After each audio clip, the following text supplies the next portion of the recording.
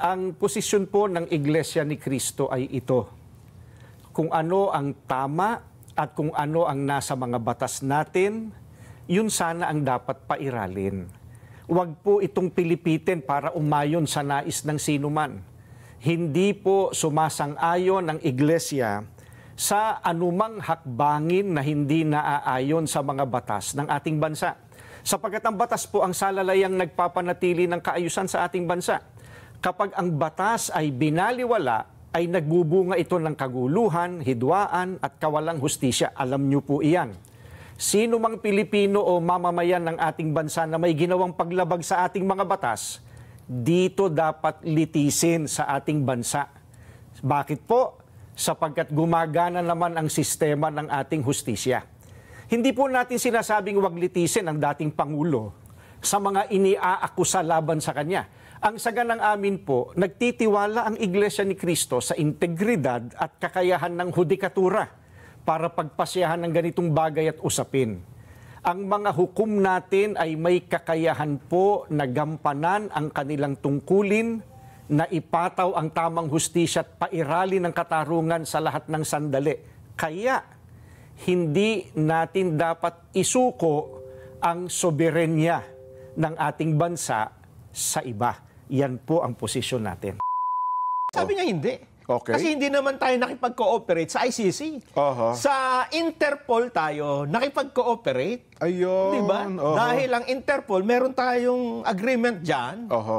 Pumirma tayo na kapag sila may hinihingin tulong, dapat makipagtulungan tayo kaagad. Tama. Gaya ng mga ginawa niya nila sa mga naunang kaso na hinabol natin sa ibang bansa, di ba? Oo. Alice Guo, etc.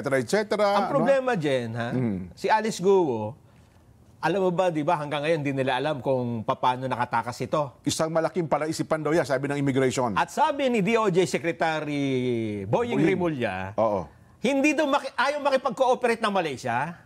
Ayun na nga, diba? tama. Para sabihin kung paano, kasi paano meron nakapasok sa kanilang bansa si Alice Guo? Ba't hindi nyo itanong sa Interpol? Hindi ba? Kasi ang Interpol dyan, meron din cooperation niya ng information exchange. Siyempre, kung wala kang informasyon, paano matutukoy kung nasaan yung tao? Si Alice Guo, ito ay subject ng hinahanap ng isang bansa, pupunta ng Malaysia. Alam nga namang walang impormasyon ng Interpol dito. Ibig ba sabihin, hindi tayo lang tumutulong sa Interpol at tayo ay hindi naman tinutulungan? Tinutulungan naman tayo ng Interpol. Ito ang tanong, Jen. Ayan. Bakit ba nagkaganon? Bakit nga ba? Sabi kasi ni Senador Amy Marcos, paano masisingit dyan ng Interpol? Wala namang red notice nung inaresto nyo si Pangulong Duterte. Ang pinagbatayan nyo lang ay diffusion. Red diffusion. Oo. Anong pagkakaiba? Diffusion. Ang diffusion, inilabas ng ICC. Yes. Pinadala sa Interpol. Dapat ang Interpol maglalabas ng red notice. Red notice naman. Wala pa yun. Hanggang ngayon pala. Wala pa. Sa mga sandali ito, wala pa rin red notice. So, in effect, hindi ho tayo sa Interpol nakipagtulungan, kundi dun sa ICC. Di ba? Hindi. Napilit nilang itinatatwa, itinatanggi. Sabi ni Secretary Boying, hindi. Kahit na single, hindi tayo makikipag-ugnayan sa ICC. Kahit no diffusion yan, Interpol pa rin yan. Pakinggan ho natin yung paliwanagan nila tungkol dyan sa diffusion at red notice na yan. Sino yan? Sige. Kayo ba ang una nakatanggap nitong galing sa Interpol? Magandang umaga po, Madam Chair. Tama po yun. Ang NCB Manila ang tumanggap po at 3 o'clock in the morning nung diffusion na sinasabi na may warrant of arrest na po ang ating dating Pangulo at yun po ang ginamit namin, pinan-out namin. Tapos pinadala ninyo kaagad sa kapulisan? Law enforcement agencies po ang mga pinadala natin, ang National Bureau of Investigation, ang Philippine National Police, ang Bureau of Immigration at pinadalang ko rin po ang Department of Justice. Okay. Maraming salamat. At may dadagdag yata si Secretary John Vic. Wala na, ma'am. Okay. At was a red notice, itong tinatawag na red notice, iyon ba ang pinadala ng Interpol Executive Director Alcantara. Kasi ang binanggit mo ngayon, diffusion. Ang dumating Kasi, po sa atin ay isang diffusion. ba talaga? Diffusion po. Walang red notice.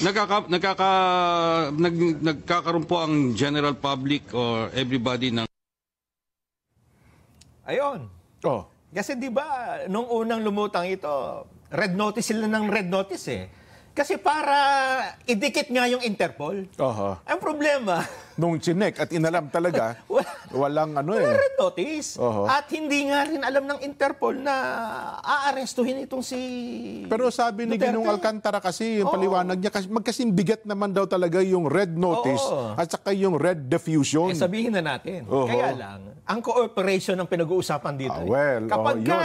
diffusion ba, sino ang humihingi ng tulong? Yung bang Interpol na o ICC pa lang? ICC pa lang. Oh, Oh, kasi yung diffusion, pupunta mo yun sa Interpol, Oo, para i-inform sila. magiging red notice. Oo, At yung red notice, ipapadala sa mga 125 countries ba yan? O 150 countries na bahagi ng Interpol, Nelson.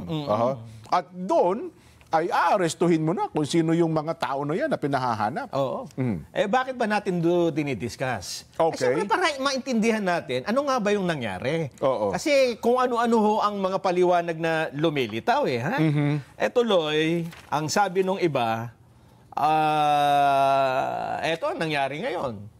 Oh. Naapektuhan tuloy yung mga trabaho ng mga opisyal ng gobyerno. Hindi ba? Di ba? Tama, Katulad ni BP Sara. Dahil nandun ang kanyang ama, ang dating Pangulong Duterte, hindi na rin siya makauwi. Totoo. Ha? Kaya ang sabi nga sa kanya ay, pwede ba, BP Inday, marami kang gampanin dito sa ating bansa?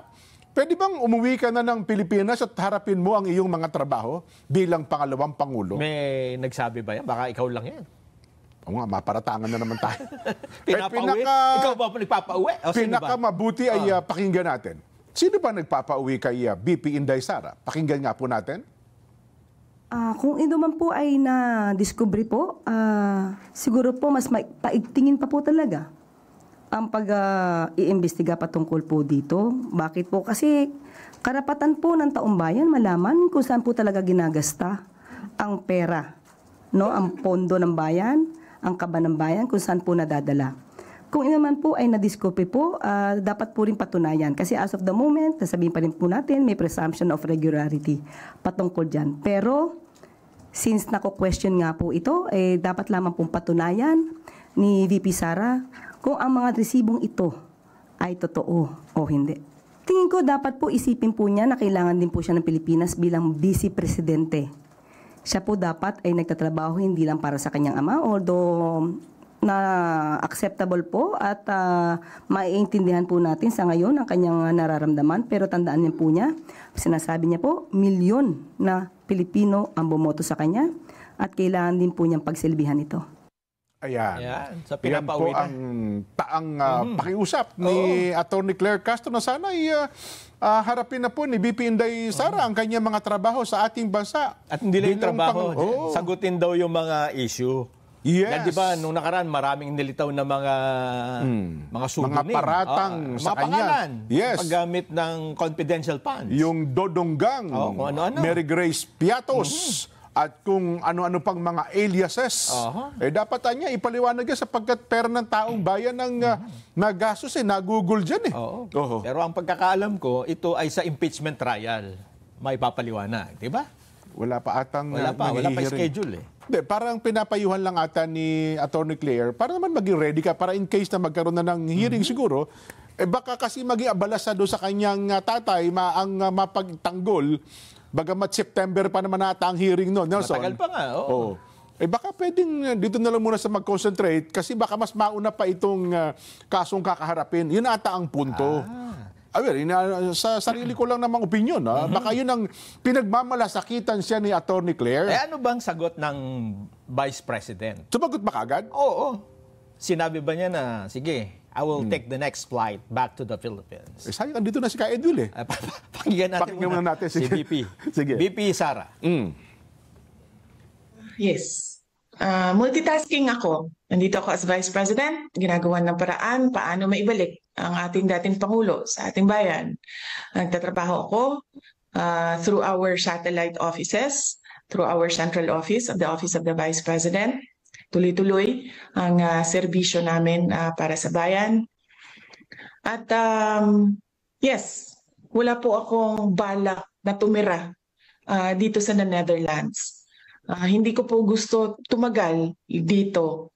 Pero madami akong kailangan na sikasuhin. Trabaho dito, trabaho dyan sa Pilipinas. At alam ko kung paano magbalanse ng trabaho dahil mas mahirap pa ang trabaho ng isang mayor sa sobrang dami ng issues and concerns ng isang lugar. So marunong na ako bumalanse. Ayun. So, babalik naman pala. Hindi naman pala dun mag-i-stay na matagal. Oo. Anyway, Nelson, bago tayo mag-break, pinakamabuti, yan ang ating maging Vox Populi sa araw na ito. Pero hindi yan yung hinihintay natin pa. Hindi pa. Medyo hindi pa yan. Ito lang yung paksa na ating pagsasalusaluhan ngayon. Para makapag-react yung mga Yes, viewers. Wala itong kinalaman sa pagiging panauhin natin mamaya. Iba pa yon. Sa tagapagsalita ng Iglesia ni Cristo ang Kaedul sa Bala. Ito ay para sa mga viewers na gustong mag-comment. Okay. Para lamang po ito sa meron tayong paksa na mapagsasalusaluhan. Ano yan? Ay tatanong mo. Ang atin hong magiging tanong, dapat na nga bang umuwi ka agad sa Pilipinas ang pangalawang Pangulo, si BP Inday Sara? Ayan. Medyo magandang pag-usapan yan. Diba? Para neutral, alamin natin. Sabi ng Malacanang, umuwi ka na. Sabi naman ng Vice President, hindi naman ako magtatagal dito. So parang hindi masyadong mainit na pagtatalunan. Yan, ang gusto lang ata, gusto niya lang makita talagang nandito ang pangalawang Pangulo. Baka kasi sa lalo madaling panahon, magsimula na yung impeachment trial. Pero pwede naman pala siya hindi dumating doon eh. Pwede. Sabi naman pala ni Senador Escudero. Hindi naman kailangan ng presensya ng pangalawang Pangulo eh. Una po, kamusta muna kaya ka, Edwin? Mabuti po, awa ng Diyos po. Ayan, Nako, simulan ko na po agad, ka Edwin, dito po sa mga maiinit na isot. Marami po kasi ang mga nagtatanong sa amin mula ito nakalipas na mga araw at kung saan-saan pa. Una po, ay marami po nagtatanong kasi kung ano raw po ba ang masasabi ng Iglesia ni Cristo sa kasalukuyang sitwasyon po ng ating bansa, ka Edwin.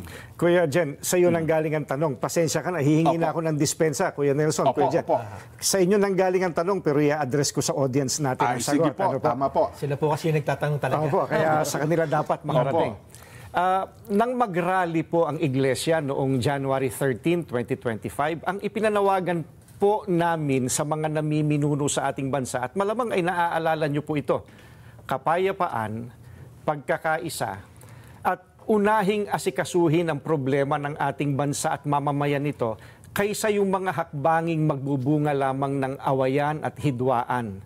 Dahil alam naman ng marami po na ang mga ito pawang pamumulitika lamang. Ang nakakalungkot po ay yung panawagang yun ng Iglesia ni Cristo tila hindi pinakinggan ng mga kinauukulan. Kaya nga po, Kuya Jen, nangyayari yung mga nangyayari ngayon. Ayun, mahirap talaga yung hindi nakikinig, no? Pero dapat po maging specific tayo dito. Dahil baka hulaan nila kung ang dami kasi nangyayari ngayon. Ano po yung tinutukoy nyo dito na mga pangyayari ngayon? Yun. Again, Kuya Nelson, ano po? Sa inyo nang galing ang tanong, ibabato ko ang sagot sa audience. No? Hindi naman po natin may tatatwa ng sino man. Matindi ang pagkakabahabahagi ngayon ng mga nasa gobyerno hanggang sa ating mga mamamayan. Hindi lamang tayong mga Pilipino ang nakakaalam na hindi tayo nagkakaisa. Ang nakakalungkot, maging ang mga taga-ibang bansang nagmamasid sa kaganapan po rito ngayon sa Pilipinas, alam na alam nila, hindi nagkakaisa. Magulo. Malamang po, maging ang mga kapatid natin sa ibang bansa, ganyan din po sentimiento. Kaya Edwin, ano po? Sila po na nakakakita sa atin. May kanya-kanya silang opinion po. Nako, mabuti po, nabanggit niyo po yan kay Edwin. Ngayon po, ano po ba ang posisyon ng Iglesia ni Cristo sa usapin tungkol po sa dating Pangulong Rodrigo Duterte? Ayan po, we come to the crux of the matter. Yes po, opo. Para po sa mga kababayan po natin, ang posisyon po ng Iglesia ni Cristo ay ito. Kung ano ang tama at kung ano ang nasa mga batas natin, yun sana ang dapat pairalin. Huwag po itong pilipitin para umayon sa nais ng sinuman. Hindi po sumasang-ayon ang iglesia sa anumang hakbangin na hindi naaayon sa mga batas ng ating bansa. Sapagkat ang batas po ang salalayang nagpapanatili ng kaayusan sa ating bansa. Kapag ang batas ay binaliwala, ay nagbubunga ito ng kaguluhan, hidwaan at kawalang hustisya. Alam niyo po iyan. Sino mang Pilipino o mamamayan ng ating bansa na may ginawang paglabag sa ating mga batas, dito dapat litisin sa ating bansa. Bakit po? Sapagkat gumagana naman ang sistema ng ating hustisya. Hindi po natin sinasabing wag litisin ang dating Pangulo sa mga iniaakusa laban sa kanya. Ang saganang amin po, nagtitiwala ang Iglesia ni Cristo sa integridad at kakayahan ng hudikatura para pagpasyahan ng ganitong bagay at usapin. Ang mga hukom natin ay may kakayahan po na gampanan ang kanilang tungkulin, na ipataw ang tamang hustisya at pairali ng katarungan sa lahat ng sandali. Kaya, hindi natin dapat isuko ang soberenya ng ating bansa sa iba. Yan po ang posisyon natin. Ayun, malinaw na malinaw. Ano ha? So, Nelson, wala palang kinalaman sa rally. Kung ano man pagkilos. Kung ano mang pagkilos sa kasabay ng kaarawan ng dating Pangulong Rodrigo Duterte. Hindi ito wala po. kung ano ang batas, yun dapat na umiral. Oho. Sa kasalukuyan pong pangyayari. At dapat po ay dito, litisin sa ating bansa. Ano ha? Kaya Edwin, meron pa po ba kayo gustong idagdag sa mga nabanggit pa po ninyo? Gusto ko lang po sabihin, masarap yung kape. Huwag ko kayo madadala na Opo. imbitahan uli kami at makapagkape po rito kasama ninyo. Ayun. Maraming salamat po sa inyo sa pagkakataong ito.